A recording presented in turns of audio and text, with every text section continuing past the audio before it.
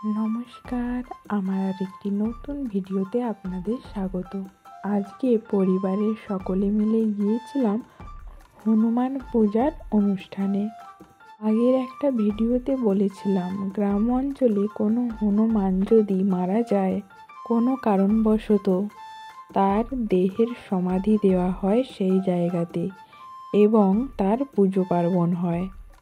সে যেই দিনে মারা গিয়েছিল সেই দিনে তার দিন ধরাও হয়। এই পুজোটি ছিল সেই হনুমানের দিন ধরা।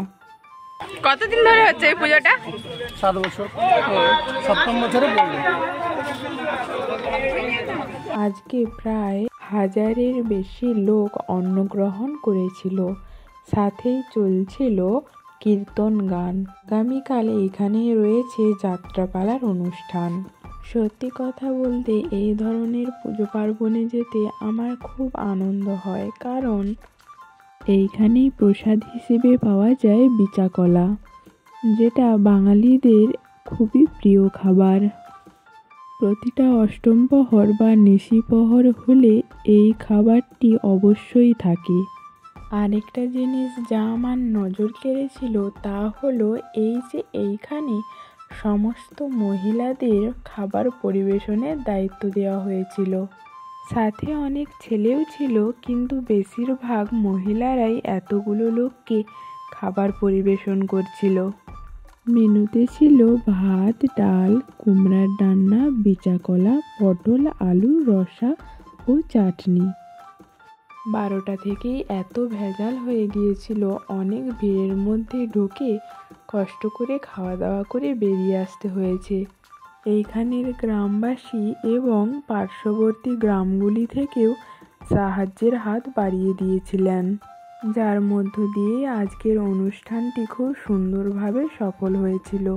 আচ্ছা, আপনাদের গ্রামে কটা হনুমান মন্দির আছে অবশ্যই কমেন্টে জানিয়ে যাবেন। শ্রী শ্রী হনুমানজিউর মন্দিরের পুজো 7 বছর ধরে চলছে। প্রতি বছরই এইরকম জমজমাট করে দিন ধরা হয়। আজকের ভিডিওটি এই পর্যন্ত। ভালো লাগলে লাইক, কমেন্ট, শেয়ার করতে ভুলবেন না কিন্তু। ধন্যবাদ। শুভরাত্রি। সবাই ভালো থাকবেন। টাটা।